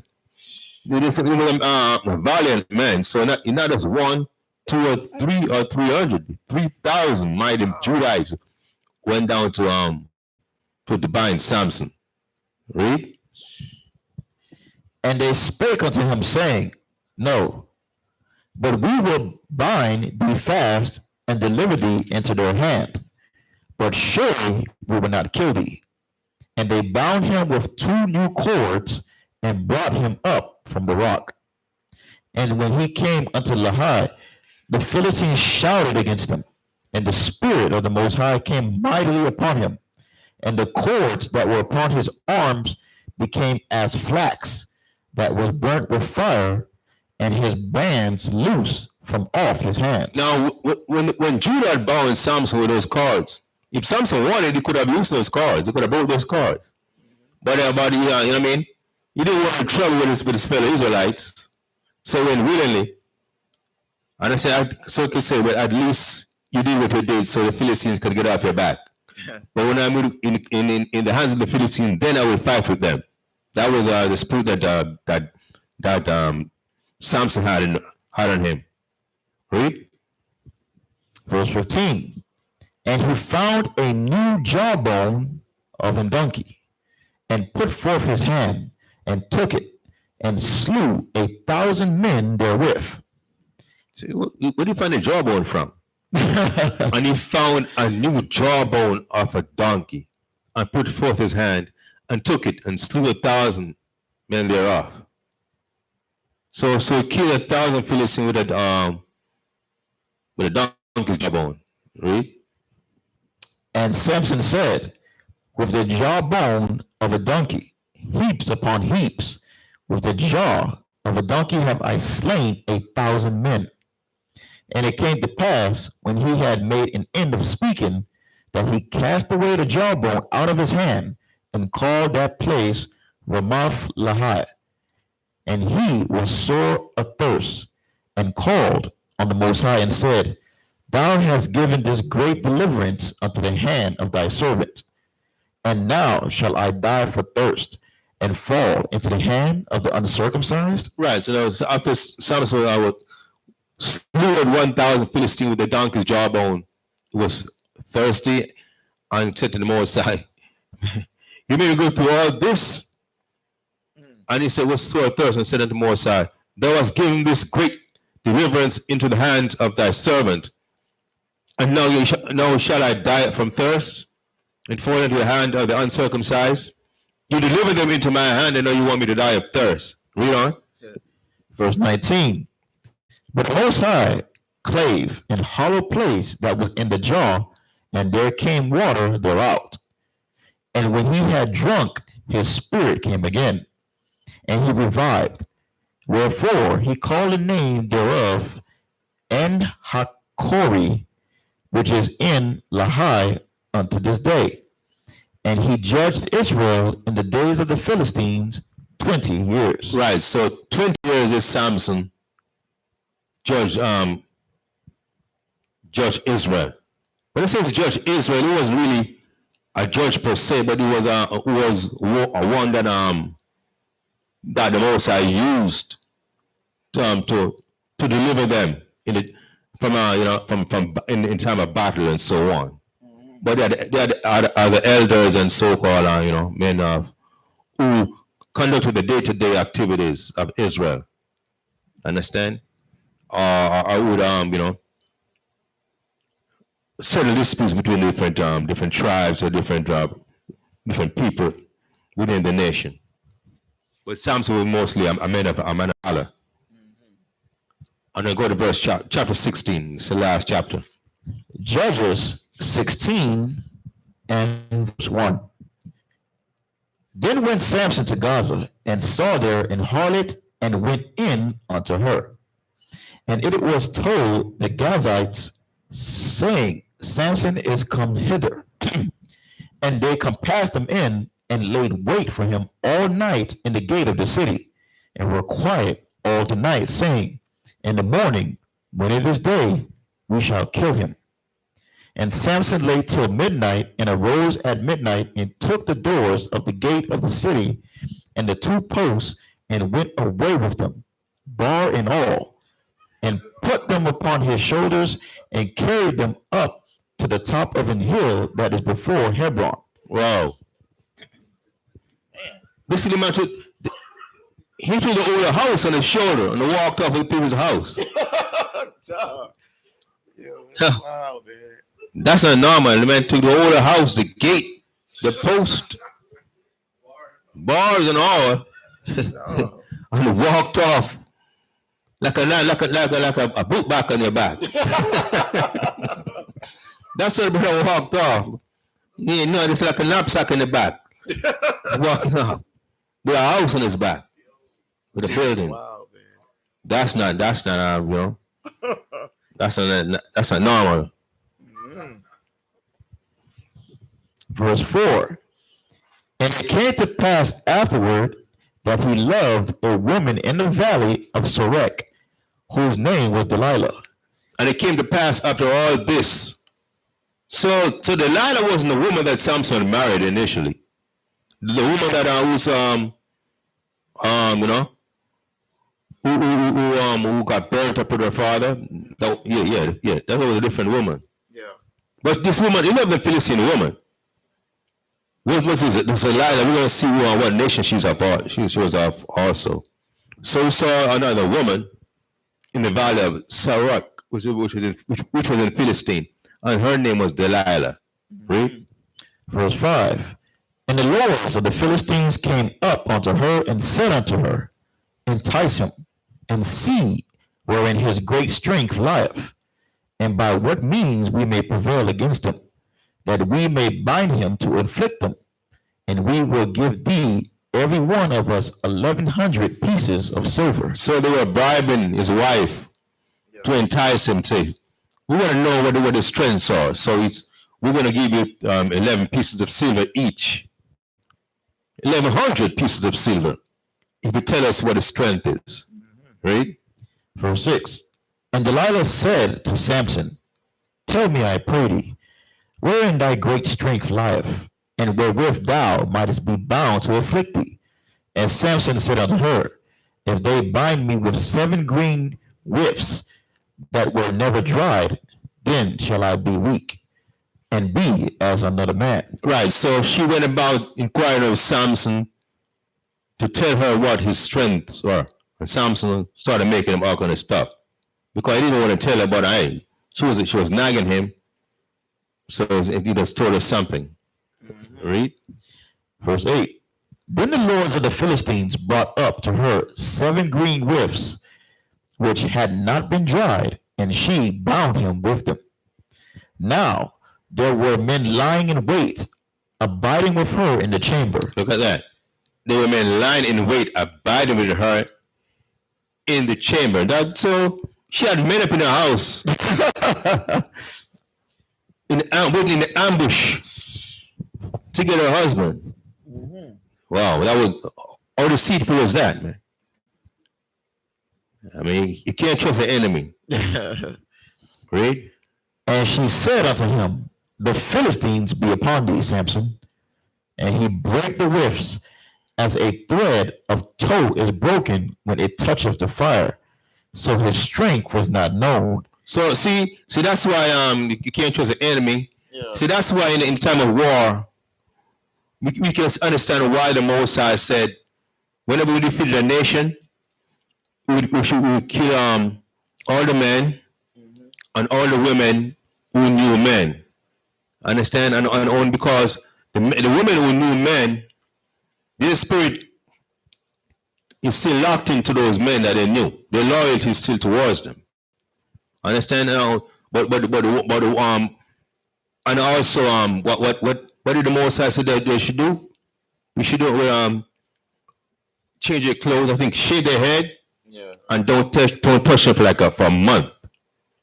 Understand that way the spirit of that they had and the loyalty they had towards the nation that would wear off of them. Then they become loyal to you. Otherwise, they would still have loyalty towards the nation they came from. So we see right there that Delilah, even though they married, her loyalty was not to Samson. Yeah. She was only with him for convenience. Her loyalty was to a nation that she belonged to. Yeah. So was that a way to like shame them as well? Like if they're coming into Israel or whatever, they're marrying somebody in Israel. Mm-hmm. Is that a way that they show humility to Israel?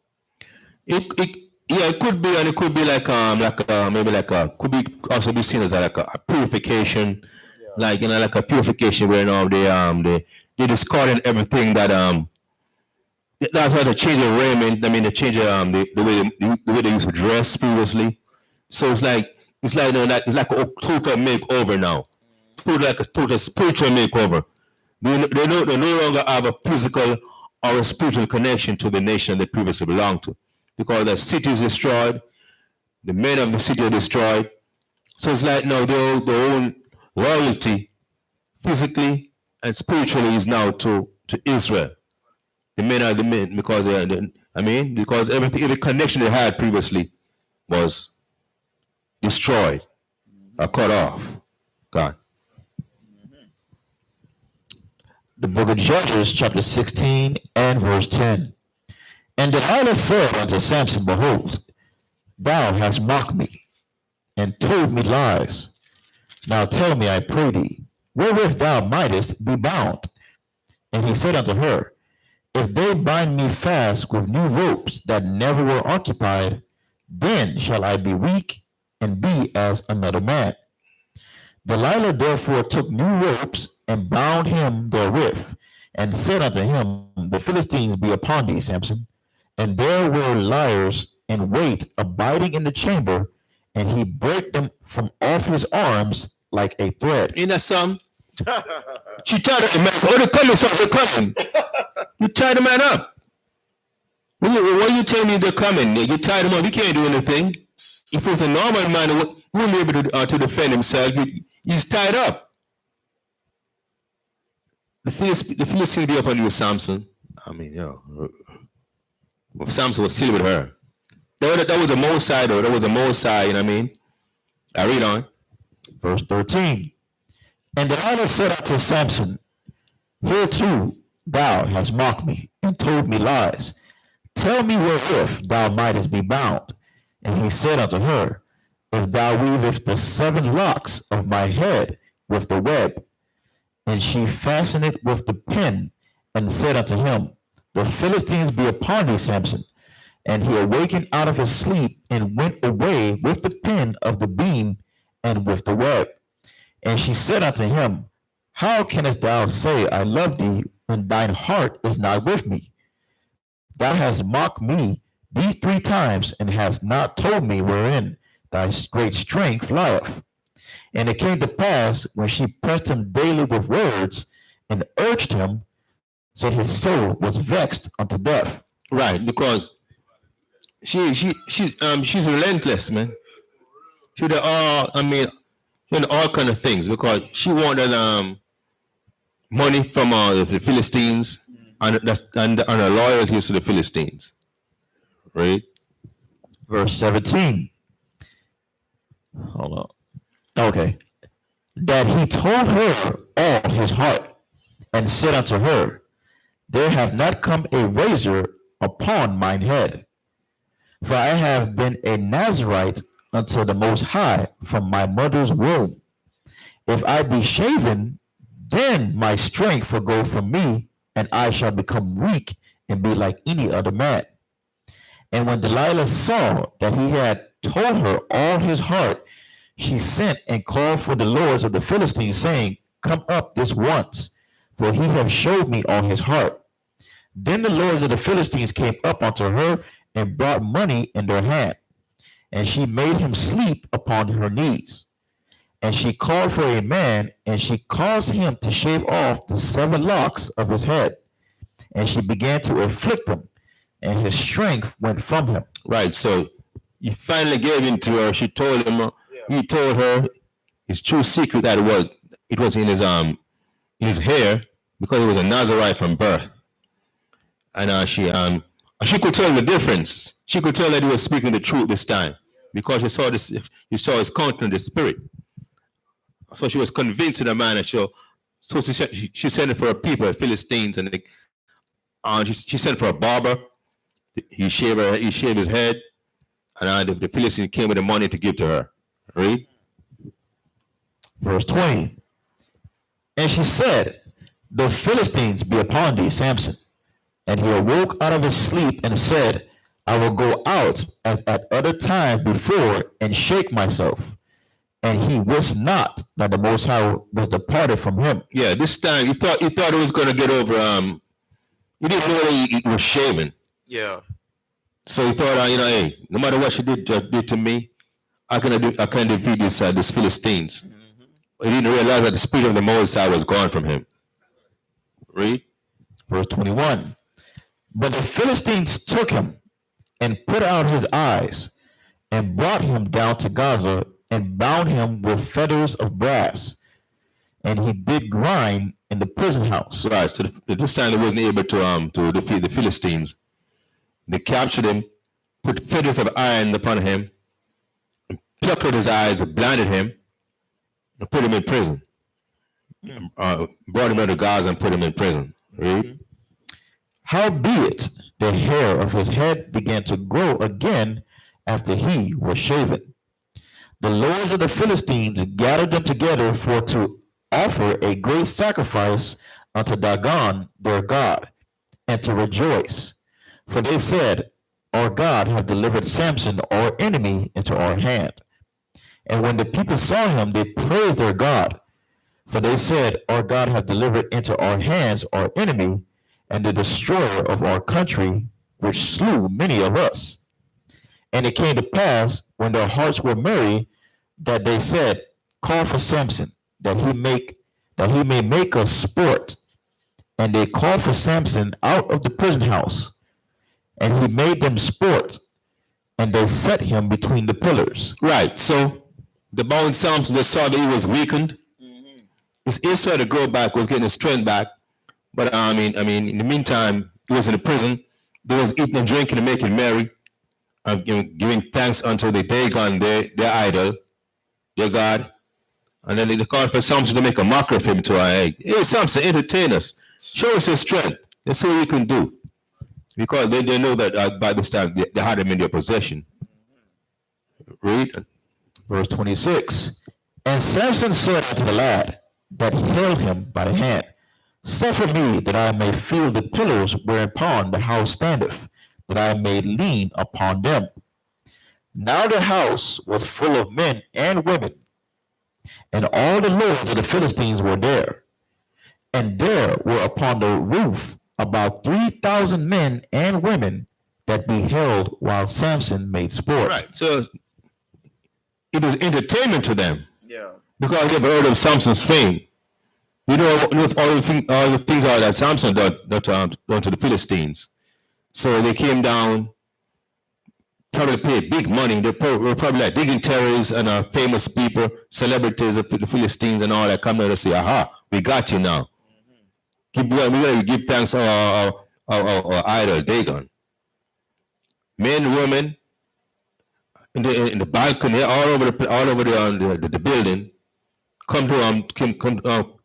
came to be entertained by Samson. Go ahead. It says that men and women, when they oftentimes our enemies, the women are in cahoots with them. Gone. You know, oftentimes, what does always say when the white means the white people, Gone. because men and women, they all work together. Back in the days when people were being lynched in America, they used to make a spectacle of that thing also. The lynching was a spectacle. Understand? It was sport. They were always gallow, and in the broad daylight, in the middle of the day, and all so-called white people were there, men, women, and children, they were all there, laughing, making a mockery. It was sport to them. And in a lot of cases too, a lot of these white women, they got our men in trouble too, man. You couldn't even look at their dress. They were lying. Look, remember Emmett Till? A lot of Emmett Till, what is it? You whistle at her. If you look at a woman's dress, a white woman's dress, and hang on to dry in the laundry, it's big trouble. You know what I'm saying? To this day, the so-called white women, they're like a protected species. Ask any old school Jake, they'll tell you. You know what I'm saying? Any interaction or altercation between a black man and a white woman, they're coming down hard on you.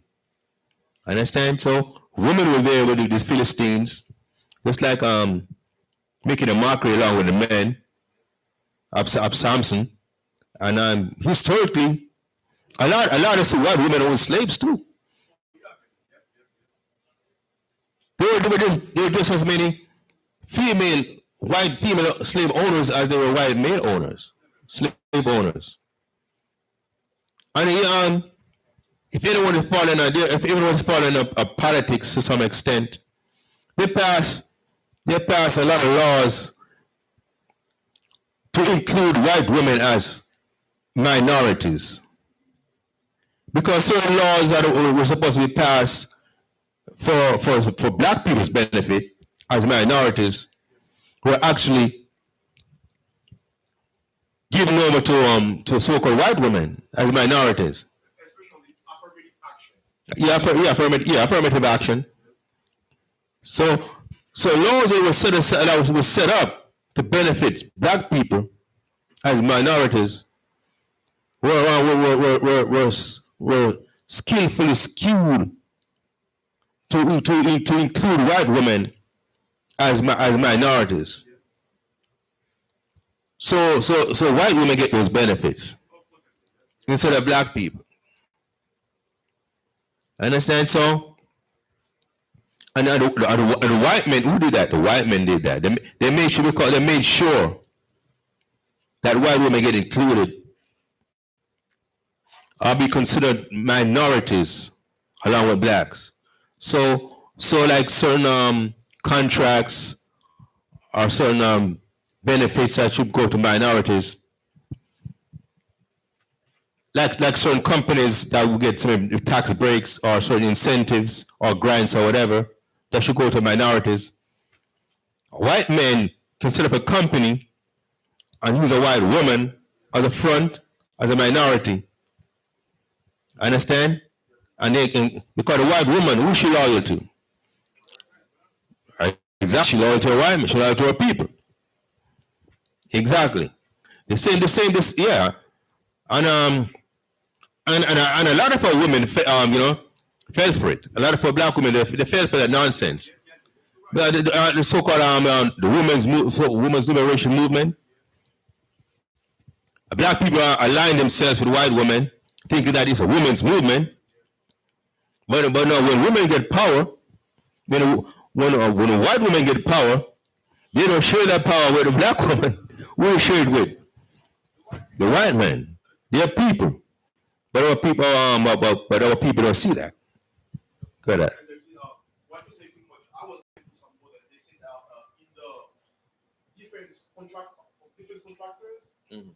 many of the pre-contract contracts, you may see the name of a white woman holding the trumpet. Right. But it is the white man that really holds the trumpet. Exactly. And also during the election between Donald Trump and Hillary Clinton, a bunch of white women didn't vote for her. Right.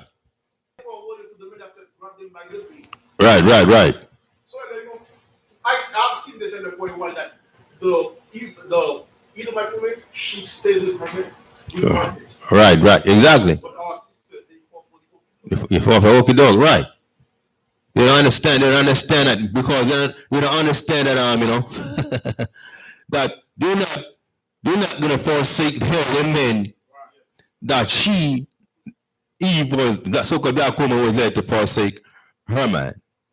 Understand? And they don't understand that in a lot of cases that so-called black woman is being elevated in society to separate her from her man. Because certain position that she's given, the so-called black man is being denied it. If you know how much you're following certain things going on right now, there was a debate in Congress maybe a few months back where I think the Secretary of the Treasury, what's his name, Mnuchin? I forgot his name. Mnuchin, right? Yeah. So I think he was considering putting Harriet Tubman picture on the $20 bill. I never heard about that. He had the option to do it, and there was a hearing in Congress and all that, and he had the option to do it, but for some reason he chose not to do it, or pretended that it wasn't his authority to do it, or something like that. He was being grilled in Congress and it's kind of a lingering issue within amongst our people. And matter of the Judge Brown. Yeah, you're right. So he was saying that it's better for a black man's picture to be in the $20 bill instead of Harriet Tubman. You know why he said that? According to his justification? Because if Harriet Tubman faces on the $20 bill instead of a black man, then the black woman will get more respect. That would put the black man, that would change the hierarchy. Let's get 1 Corinthians 11. Get the hierarchy. The hierarchy is what? The Mosai, the Mashiach Yahushai, the man and the woman. You got to good. 1 Corinthians 11. 1 Corinthians chapter 11 and verse 3. But I will have you know that the head of every man is Hamashiach, and the head of the woman is the man. The head of every man is, read the word for word, so we'll get, yeah. But I will have you know that the head of every man is Christ. The head of every man is Christ. That's the order that the Most High set. We belong to the Mashiach Yahushai, with the word called Jesus Christ. He's the head of Israel, the king of Israel. The head of every man is Christ. Hamashiach Yahushai, read. And the head of the woman is the man. And the head of the woman is the man. Understand? That's the head of the family. The man is the head of the woman. Understand? And collectively, they're the head of the children. That's the order right there. So now Esau want to turn things upside down. Psychologically, spiritually, economically, they want to put the woman ahead of the black man. That way, she gets the respect. We don't get the respect. And we know that historically, that's caused a lot of problem in our household. You know, amongst our people. When there's no head, there's no protection. There's no leadership. There's no discipline. And on the radio, like they were so bad about like the statements that he was making. Mhm. The statements he was making was true. Right. Yeah, it was very true. And they was like, oh, he lost his mind. He Right. lost his mind. Right. But he's telling the truth. Right. They don't understand. All they could think of that Harriet Tubman did this. Right. She was a great woman. Right. She did a lot of great things to deliver our people. Understand? But for the benefit of our people collectively, especially what's going on right now, in the context of what's going on right now, understand? That would kind of subvert the whole thing. That would throw the whole hierarchy or the whack. Understand? That would psychologically, that would be detrimental. Because there were great men, great black men in America besides ours. I'm saying, and I'm saying there are great black men doing great deeds in America. So why are they pushing to Harriet Tubman as opposed to a great black man who did great things on behalf of his people, black people? And even on the woods, like it is pretty much a paper, digital paper, where pretty much some homosexual they were quiet saying that they were vilifying George Brown. Even Umar Johnson Yeah. was saying that, are you image chauvinist? Right. You know, and if they really want to hire black people, put Nat Turner on that community. Exactly. Right. But it could be a person of Nat Turner there. Exactly. Yeah. And I've seen this pretty much many times. Even on the plantation, they always put the sisters involved, and the sisters, they are winding out thinking that they are so. I'm telling you, then the sisters will start beating up their chest now. I think that they're above us now. You know what I'm saying? They get the recognition now. You know what I'm saying? So that's where we was coming from, but they didn't see the spiritual aspect of it. You know, they don't understand it. All they could think of, she was a great woman. We're not denying that she was indeed. You know what I'm saying? A lot of great black women played a lot of excellent roles historically to deliver our people. And I said, now back in the days, they were loyal to their people. Unlike now. Understand? Because right now, a lot of our sisters don't see the reason why they get certain preferential treatment over the black man. They think that it's because they got this education. More black women are starting businesses. More black women get college degrees and so on and so forth. And they don't understand why they get in those positions or why the status has been elevated. It's because they're trying to keep the things out of order. You were saying that a nation can never be elevated by look at the Iraqs. Mm-hmm. And do we see the women up front or do we see the men up front? The men are front. The men up front. Yeah. In every culture, you see the men up front. But when it comes to us, the sisters have to be up front. Right. Exactly. We are home for looking at it. And what do they do in the meantime? Why they push the sisters up front? What they're trying to do? Spread homosexuality amongst the men. You know what I'm saying? To big up the sisters, put them in those positions, and at the same time, they promote homosexuality. You know what I'm saying? Because right now, if you're following the Democratic the presidency, But a geek. I was wondering, because initially, you had Joe Biden and Bernie Sanders are the front runners. And all of a sudden, his name is so appropriate. But the geek. All of a sudden, he's a front runner. Why is he a front runner? The gays are pushing, yeah. That's what it is. So don't be surprised. He's a young guy. He's a mayor of some town in Indiana. Butty Geek, something like that. Well, did they change his name to Butty Geek or what? Is that the real name?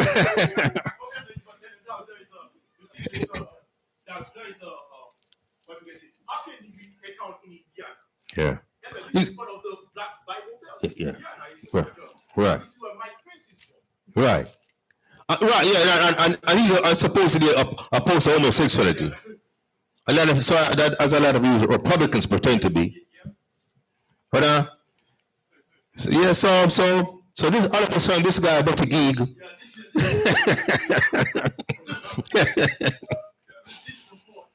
What an appropriate name. He's a new front runner in the Democratic primary. He's a young guy. What is it? What's in there? Pete Buttigieg. Yeah, that's him right there. Yeah, that's him right there. It's a gay. So it's an openly gay guy. What is so in Iowa? These are pretty much what the white people live.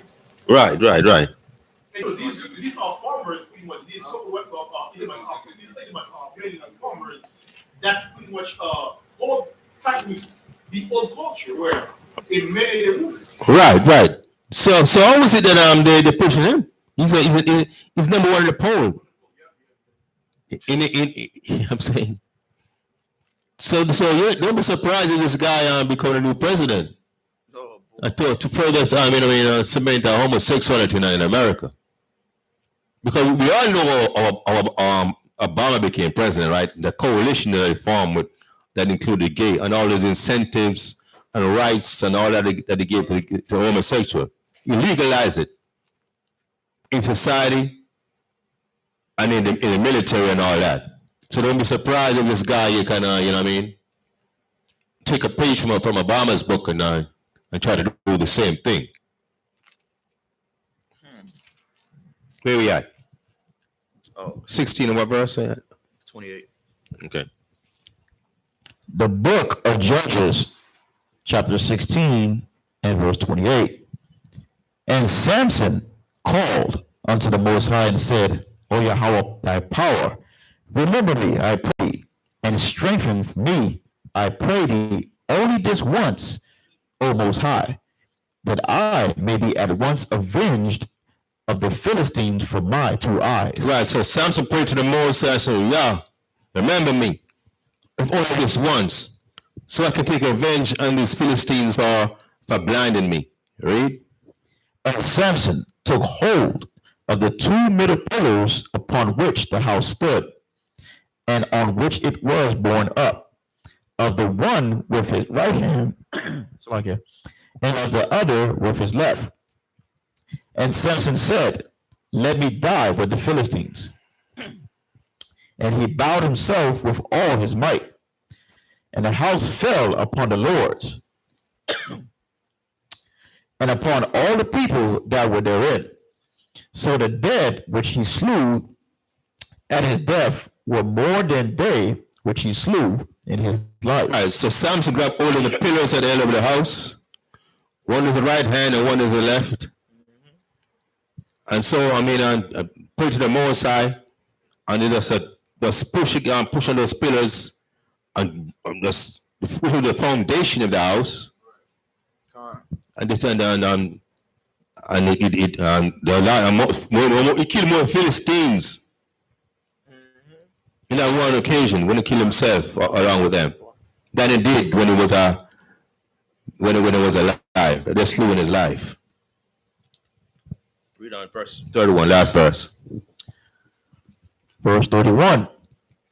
Then his brethren and all the house of his father came down and took him and brought him up and buried him between Zorah and Eshtaol in the burying place of Manoah his father, and he judged Israel 20 years. Right. So it says people, his brethren, and all the house of his father came down and took him and brought him up and buried him between Zorah and Eshtaol in the burying place of Manoah his father, and he judged Israel 20 years.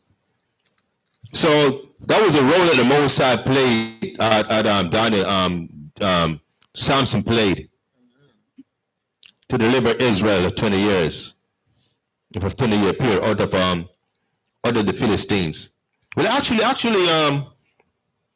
even though it took, because the Philistines were still ruling while Samson was still judging, so they were actually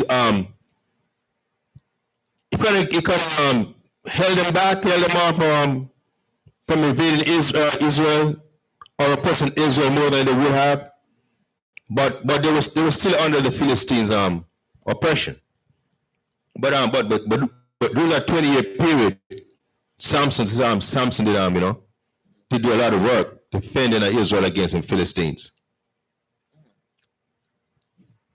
So we're going to conclude. That's the conclusion of today's topic on Judges from chapter 13 through 16. Tawada Yahweh Bashamash Tawada Yasharala Bashamash Gawashai for logging in on the conference calls, live stream, YouTube, or for wherever. And don't forget tomorrow, 12 noon Eastern time, with the Sabbath source right here, physically located at 2937 West Broward Boulevard, Bashamash Gawashai. I'm going to say, Amadi Wapanya, Yerushalayim, stand to face Jerusalem.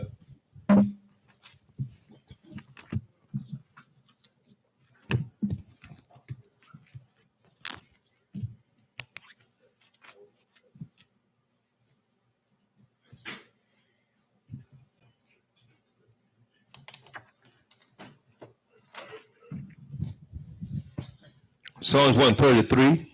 Shayar, Hama Ailwa, Ladawad, Hana, Ma, Tawab, Wama, Na'ayam, Shabath, Akyam, Gam, Yakar, Kashaman, Atawab, Ail, Hara'ash, Yarad, Ail, Hazakwan, Zakwan, Ha'aran, Shayarad, Ail, Paya, Madawatyawa, Katal, Karamwan, Shayarad, Ail, Araria, Tazayawan, Aya, Sham, Tazawa, Hawa, Ath, Abarakat, Kayawam, Iwalam, Ba'asham, Hamashiach, Hawashai, the water, Aman.